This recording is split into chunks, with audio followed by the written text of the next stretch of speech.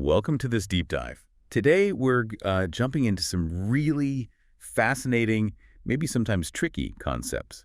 Sincerity and authenticity. Yeah, they seem simple on the surface, don't they? But they've actually shaped so much art, business, how we think about ourselves, how we see other people. It runs deep. Absolutely. And to help us navigate this, we've gathered, well, quite a stack of sources. The main one is R.J. McGill Jr.'s book, Sincerity, which is really insightful. But we're also pulling in things like reviews of the book, reader comments, which add some interesting layers, and snippets from other key thinkers McGill discusses. So our plan, our mission, if you like, is to unpack all this. We want to trace the history of these ideas, see how they pop up in different cultural moments, different figures, and really try to understand why they still matter so much for you right now. Sounds good. Where should we kick off? The history seems like the place to start. So, sincerity. Where does this idea really begin to take shape? The literary critic Lionel Trilling, he points us quite a way back. Right, he talks about the 16th century, doesn't he? Around the 1500s. He does. Seems quite specific. Why then? Well, Trilling connects it pretty directly to the Protestant Reformation. Ah, okay. Think about that whole shift, less emphasis on the big institutions, the church rituals, and much more focus on your personal conscience, your individual connection to God. So what's going on inside becomes the crucial thing, not just outward shows. Exactly, your inner state. And thinking about that era, you also had more travel, more trade happening. People were encountering strangers more often. So being able to judge if someone was actually being straight with you, if they were sincere, that became a really vital social skill, right? Definitely, you had to figure people out. But then Trilling makes this interesting move. He argues that later on, sincerity gets sort of superseded, or maybe complicated, By what? by authenticity. Authenticity. Okay, how's that different from sincerity? They sound similar. Yeah, they do, but Trilling saw authenticity as a more strenuous moral experience. It wasn't just about your inner feelings matching your outer expression. Okay. It was, as he put it, sincerity plus autonomy. So there's this added element of asserting yourself, your unique self, maybe even pushing back against social norms or what everyone else thinks you should feel or be. Right. Sincerity with a kind of individualistic, maybe even defiant edge to it. That's a good way to put it. Now, McGill, whose book is our main guide here, he gives sincerity a really wide-ranging definition. How does he define it? He calls it, let me get this right, confronting one's innermost thoughts or emotions and relaying them to others straightforwardly, no matter how relevant to the topic, injurious to one's own reputation, or embarrassing, or however correct or incorrect. Whoa. Okay, that sounds potentially like just blurting everything out, like oversharing defiance. It could sound like that, yeah. But McGill uses this broad scope, I think, to capture a huge variety of experiences he wants to talk about, that fundamental urge to just get the inside out, honestly, for better or worse. And he sees this impulse playing out really strongly in the arts, doesn't he? Particularly in design. He does. He argues you can almost read the history of modern design as this ongoing quest for visual sincerity. How does that work? Well, think back to what we just said about Protestantism. That emphasis on simplicity, that was partly a reaction against what they saw as the fancy, maybe deceptive ornamentation of Baroque Catholicism. Ah, so decoration starts to feel dishonest, like it's hiding something. Kind of, yeah. And McGill traces that impulse forward, arguing it fuels the rise of abstraction in art later on, the whole movement towards the purest possible presentation of material. Stripping away representation, stripping away ornament, Yeah. getting down to just the thing itself. Exactly. Dissembling, pretending to be something else, that becomes suspect, which leads him to someone like Ad Reinhardt. The black-on-black paintings. McGill calls those the apotheosis of sincerity in the arts, the absolute peak. Really, just black paint on canvas is ultimate sincerity. Well, that's the argument. They achieved sincerity itself precisely because they weren't pretending. They were just paint on canvas, being themselves, materially speaking. No illusions. Okay, I can follow the logic. Even if it feels extreme, it's pushing that idea to its limit. But literature seems like a different kettle of fish. McGill points to Rousseau there, right? Oh, absolutely. Rousseau is kind of ground zero for the modern literary obsession with sincerity. Oh. His Confessions, that relentless focus on the self, warts and all. And that ripples outwards. Hugely. You see it in German and English Romanticism, American Transcendentalism, French symbolism, this drive to excavate the self, find that unique inner truth, and just show it. flaunt it even. Stressing your own experience over the commercial and social developments, like the Uh, source says. yeah, that romantic impulse. It carries that echo of Jean-Jacques Rousseau, go forward and leap toward vigilant, violent self-expression. But then, Freud enters the chat, and he throws a bit of a spanner in the works for that whole naturally good inner self idea, doesn't he? Yeah. Oh, completely. Freud basically takes that traditional idea, a sort of holy space inside us, where we connect with the divine or our pure nature, And replaces it with, with drives, Hmm. primal stuff, sex, violence, death, and pleasure. His view of humanity wasn't Rousseau's naturally good person. Freud saw us as more like the phrase used is homicidal little beast. Okay, that's Well- quite a contrast.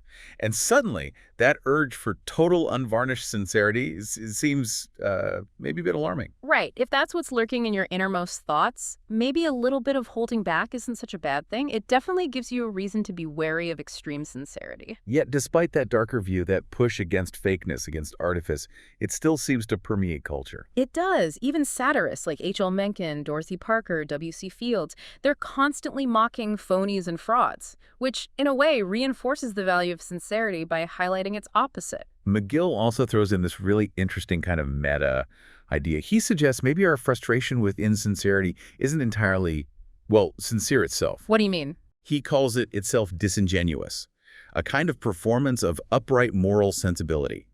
Like, we perform outrage at fakeness to show how moral we are. Huh. That reminds me of the Puritans, actually. So focused on rooting out insincerity that they ended up suspicious and distrustful of pretty much everyone. Exactly. And brings to mind that Nietzsche quote, "The truly sincere person ends up understanding that he is always lying." It's a real paradox. The harder you try, the more you realize performance is baked in. Seems to be the idea. McGill doesn't dismiss sincerity, though. He seems to favor it, ultimately, but with a warning. The dose makes the poison. Too much or the wrong kind can be damaging. That makes sense. We have a reader comment that brings this right up to the present day, especially for artists dealing with things like AI. Oh, yeah. What's the angle? They were saying that authenticity and sincerity become really crucial points of reflection when you're faced with these new technologies. It creates a sort of cognitive dissonance that makes artists question their own intentions more deeply. How so? Like choosing specific methods. Exactly. The example given was choosing acoustic instruments or writing out musical scores, things some might see as old-fashioned or even dead forms, but doing it precisely because it feels honest, it feels intentional, compared to potentially automated creative processes. But there's an irony noted there, too, isn't there? Mm-hmm.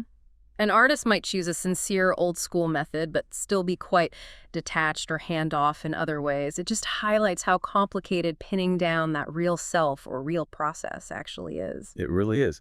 And thinking about artists and sincerity, the critic David Hickey comes up. He's known for a very personal style of criticism. Right, embracing things others might keep separate, like loving both Andy Warhol and Norman Rockwell with equal passion. He calls it the love of the record collector. I like that. It's about genuine enthusiasm, not just ticking critical boxes. He has that great quote, "We are always falling in love. That's why we're critics." It's a kind of sincerity in criticism itself, isn't it? Admitting that subjective passion drives the whole enterprise. Definitely. Now, circling back to complexity, another reader comment brings up irony again, which feels unavoidable in this discussion. Yeah, irony looms large. They described it as, on one hand, a numbing response to political and cultural malaise, a way to cope. The shield. Right. But also, paradoxically, a way of saying things without meaning them, and meaning things without saying them. Almost like poetry, or culture itself, as the comment suggests. So it could be defensive, but also defiant. A form of defiance born of rage and pain. Mm-hmm. And the comment points out that the whole post-9/11 hipster thing, with its supposed return to authenticity, now feels like part of a cycle. This dance between sincerity and irony just keeps repeating. That tension really sharpens when we look at, say, mid-20th century America. Post-war society had huge anxieties about conformity. Oh, yeah, you had major books tackling that. Galbraith's The Affluent Society, C. Wright Mills's White Collar, and especially David Riesman's The Lonely Crowd. Riesman's work feels key here. He had those social types. Tradition-directed, inner-directed. And other-directed. And he saw this huge rise in the other-directed personality after the war, around the late 1940s. Remind us, what defines the other-directed person? They primarily look outwards to their peers for cues on how to act and what to value. They tend to have a weaker internal compass, a weaker sense of self. So they're more concerned with fitting in, being liked. Yeah, Riesman said they wanted to be loved rather than esteemed, and constantly needed signals that they were emotionally in tune with the group, always scanning the social radar. Sounds stressful. And Riesman specifically connects this to sincerity, right? Yeah.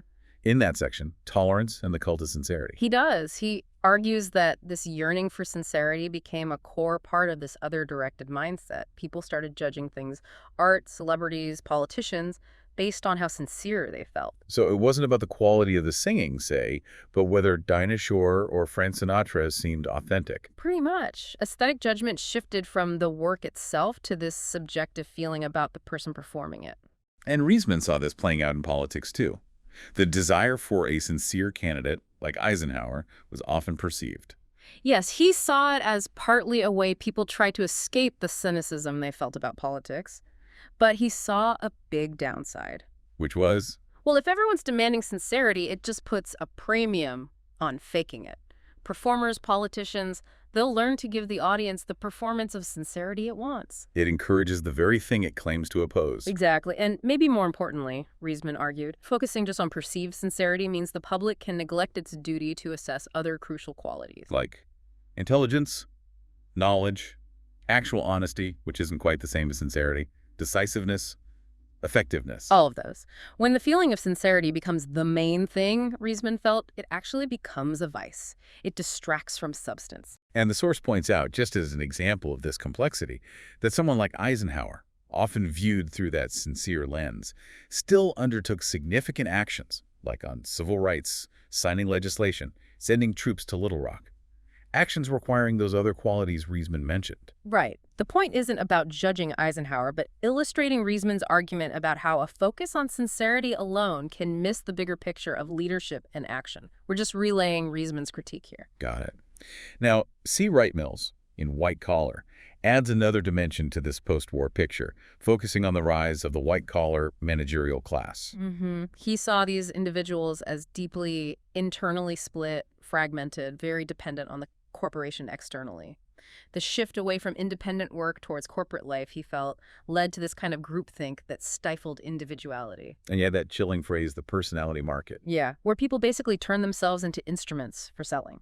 Professional life demands this kind of insincerity. Kindness and friendliness become aspects of personalized service, not genuine feelings. So the successful person has to make an instrument of his own appearance and personality. You package yourself for sale. That's how Mills saw it. He felt this pervasive insincerity was the defining characteristic of 20th century existence, turning everything into society as a great sales room.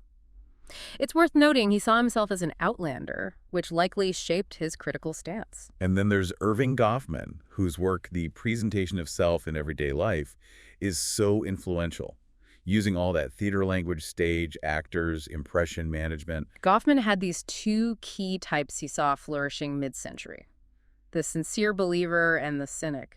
But the really fascinating part is he saw them often existing within the same person. How does that work? Well, the social actor, as he called them, might genuinely be sincerely convinced that the impression of reality which he stages is the real reality while they're performing a role. Like a salesperson really believing in the product while they're selling it? Kind of. But then later they might step back and disbelieve their own performance. The cynic, Goffman said, has no belief in his own act from the start. The sincere person, however, does believe in the impression fostered by their own performance, at least in the moment. And Goffman's crucial point was that in the modern economy, you increasingly had to buy into your own performance to get ahead. Yeah, especially in that growing middle-class managers, salespeople. Selling often involved selling false impressions, and it became easier, maybe necessary, to actually convince yourself first. And this connects to the rise of suburbia. Definitely. By 1960, that middle class was huge, 2/3 of the population, many migrating to the suburbs, which became the sort of stage for performing the American dream. Right, the source mentions that Time magazine cover story, pointing out suburban names like Streamwood or Oak Park, invoking a nature that was often destroyed to build the suburb, yet maintaining this romantic fascination with fake lakes and parks, another layer of performance. But there was resistance brewing, wasn't there? A counter-narrative. Oh yeah, you see it powerfully in fiction. Novels like Walker Percy's The Moviegoer or Richard Yates's Revolutionary Road. Characters who feel utterly trapped and alienated inside that supposedly perfect suburban life, desperate for something real. And sociologists like Arlie Russell Hochschild were looking at emotional labor, how service workers have to perform friendliness, perform care. Right, the managed heart. Her book about how that forced sincerity on the job can actually start to bleed into your real personality off the clock, the performance takes over. Which really sets the stage for the 1960s and that whole Age of Aquarius vibe. Yeah, the image, at least, was all about emotional honesty, being natural, communal living, freedom, be yourself. Kind of Rousseau's dream revisited, maybe. Homemade bread, back to the land stuff. Definitely that authentic impulse. But at the same time, there was that undercurrent of skepticism we touched on. JFK's 1961 inaugural address with that line, "Sincerity is always subject to proof." It shows that even as one part of the culture craved raw authenticity, another part was becoming increasingly cynical, wary of motives. Being skeptical was almost becoming a sign of being smart, of being worldly. It's a real paradox. And as the 60s moved into the early 70s, the counterculture itself started shifting, spreading into the mainstream, but also, maybe, changing its character. Yeah, you had bands like the Stones or Led Zeppelin who had this raw power, but also projected this image of cool detachment, almost irony, alongside the excess. And by about 1972, some commentators were saying the fun was over. Michael Harrington's point was that once the mainstream absorbed the counterculture's style, its oppositional power was gone. Warren Hinkle noted that hippies were now selling change, clothes, fun, and getting rich doing it. Jerry Rubin saw it as the final nail in the coffin for the Protestant ethic.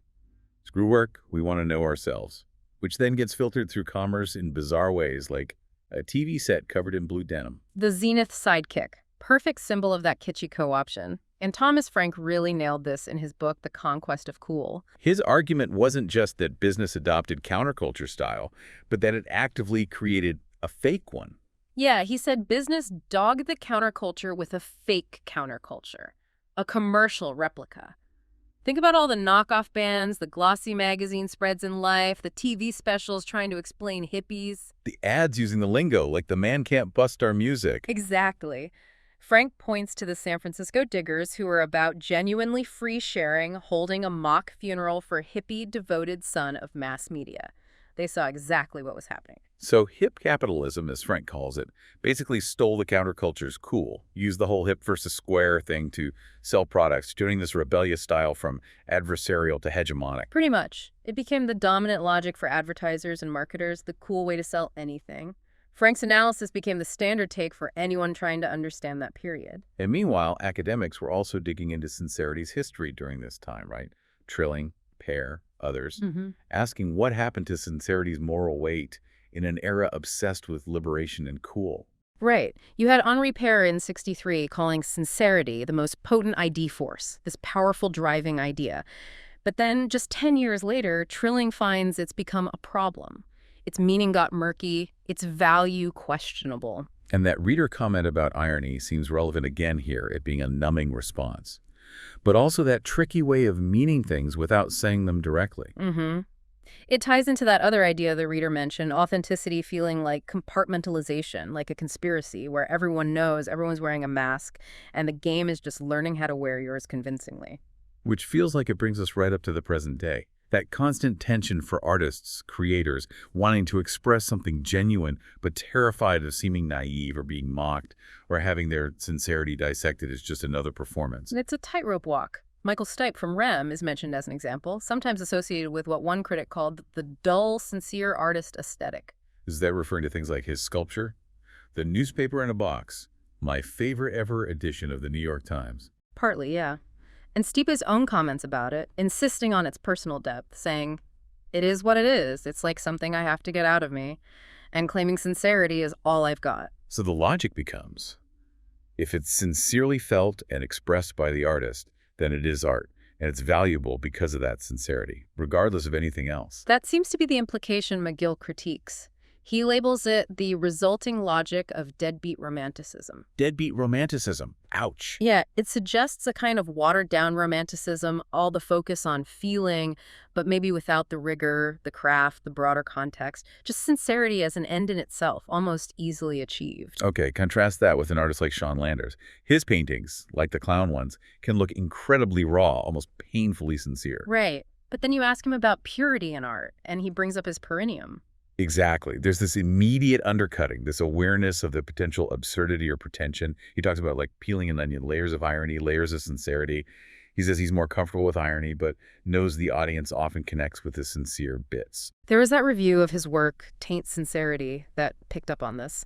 It suggested he tries to seem cool by admitting he's uncool, appearing sincere by confessing faults, sort of like Montaigne, but he never actually uses the word sincere. And the reviewer drew that line between being genuinely sincere and just being an open book, easy to read, suggesting Landers might be more of an open book trickster, Using the appearance of sincerity strategically, it's complex. which maybe reflects what younger artists are wrestling with now, trying to get out from under that constant perma-irony of the 90s and 2000s. Yeah. The pop-up video, Tarantino, early Wallace era. Yeah, there's a sense that maybe that hyper-irony hit a dead end. So the move now is perhaps trying to reclaim sincerity's validity, maybe even by ironically acknowledging the difficulty of being sincere first. It does feel like there's a pushback, a return of the sincerely expressive self after decades dominated by theory about the death of the author. Artists with real concerns, personal, political, seem to be finding more space again. Adam Hazlitt, the novelist, observed back in 2011 that postmodern irony just wasn't cutting it anymore for tackling big social issues. It had been completely absorbed by marketing, used to sell nostalgia, Katy Perry aesthetics, E-Team remakes, that kind of thing. It lost its bite. Which brings us back to David Foster Wallace. His 1993 essay, E Unibus Plurum, is just so prescient about the effects of TV irony. Absolutely brilliant. He talked about how watching TV trained us to see people looking natural by being intensely self-aware, that self-conscious appearance of unself-consciousness. TV's big illusion, both medicine and poison, he called it. And he nailed how a lot of the pleasure in watching TV became about mocking it, developing this ironic stance towards everything on screen. Which then bleeds into real life, making genuine sincerity and passion seem kind of uncool, naive, out TV-wise. Wallace saw this constant irony and ridicule, even off-screen, as ultimately damaging agents of a great despair and stasis in U.S. culture, a way to just express contempt without engaging. And he was already tired of it back in '93. He felt irony had become reflexive, tyrannical, losing its power to actually critique anything meaningful. Its constant use just implied, how totally banal of you to ask what I really mean. It shut down real connection. His hope, famously, was for a new kind of anti-rebel. People willing to risk looking uncool, to risk the yawn, the rolled eyes, the cool smile. Exactly. People willing to be earnest, unembarrassed, even in a culture saturated with irony. He wanted us to be able to put down the wink for a little while. That makes me think of Jonathan Franzen's essay where he isolates himself with Wallace's ashes and Robinson Crusoe. Seeing that old romantic isolation trope as somehow newly relevant, a curative, even while admitting he missed his creature comforts. That same push-pull. Yeah, that search for something real amidst modern complexities. And you see this tension reflected in trends like the whole hipster phenomenon. That term hip-affected earnestness came up at a 2009 conference. Right, discussing the whole aesthetic, the trucker hats, the PBR, the skinny jeans, things that could be read as simultaneously ironic and sincerely searching for authenticity. An audience member there apparently said hipsters felt permanently and obsessively committed to being for real, seeing themselves as the truly authentic ones. And you hear this same struggle in music today. Justin Vernon, Bon Iver talking about not wanting to reveal the mysteries of this deep plumbing of the self in public without seeming cheesy. That struggle itself becomes almost a marker of sincerity, doesn't it? The difficulty in articulating it proves its power. He emphasizes the honesty of his record over production quality. Yeah, comparing it to Dylan's New Morning, not well produced, but honest. Sincerity is the highest value. Then you have that interview with The Pains of Being Pure at Heart. They say their name is very emotionally sincere. And the interviewer pushes back, earnest, on purpose. Right. And the singer insists, no, it's about trying to speak genuine, say something sincere and good, while kind of conceding the point about calculation. He maintains they are sincere, not just performing it. Which leads to that great punchline from the interviewer. My friends would have kicked your ass. Perfectly capturing the social risk, the pains of being genuinely earnest or pure at heart in a skeptical world. And Beck offers yet another perspective in that spin interview. Sincerity is the new irony. He sort of shrugs off the need to choose. He champions ambiguity. Yeah, mixed responses. He thinks this whole authenticity, sincerity obsession is maybe a particularly American thing. His own heroes, he says, were always a mix, sometimes heartfelt, sometimes fairly goofy. Maybe the answer isn't choosing one or the other, sincerity or irony, but finding a way to hold both or move between them. Perhaps. And interestingly, the source notes a parallel trend. Just as neo-folk music nods stylistically to the countryside, there's also been a real resurgence in people actually wanting to move to the countryside. Seeking an authentic place to match the search for an authentic self. Could be. It all ties together. Wow. Okay, so we've really covered some ground here. We went from the historical roots of sincerity back in the Reformation. Watched it morph into that more demanding idea of authenticity. Saw how both shaped art and design, sometimes in surprising ways. Then traced how these ideas got tangled up with conformity, the post-war anxieties, the rise of the personality market. The counterculture's push for sincerity, and then how commerce and irony sort of co-opted that. Right up to the present day, with artists and, well, all of us still navigating this complex dance between wanting to be real and knowing that presentation always involves some level of performance. It really shows how these concepts, sincerity and authenticity, they're not just abstract. They deeply shape how we understand creativity, how we interact socially, even how we judge our leaders. Definitely. It's woven into the fabric of how we see the world. So here's something to leave you with, something to maybe mull over. Given everything we've discussed, the idea that sincerity can be performed, that maybe pure authenticity is an illusion, that irony is this constant companion. How does that change how you think about genuine expression, both in yourself and when you encounter it from others? Is it possible, do you think, to be sincere today without also maybe acknowledging the performance involved, without that little wink to the audience? Is there a way to be earnest without irony lurking? Or is navigating that tension the only truly authentic path now? Something to think about. Definitely something to think about.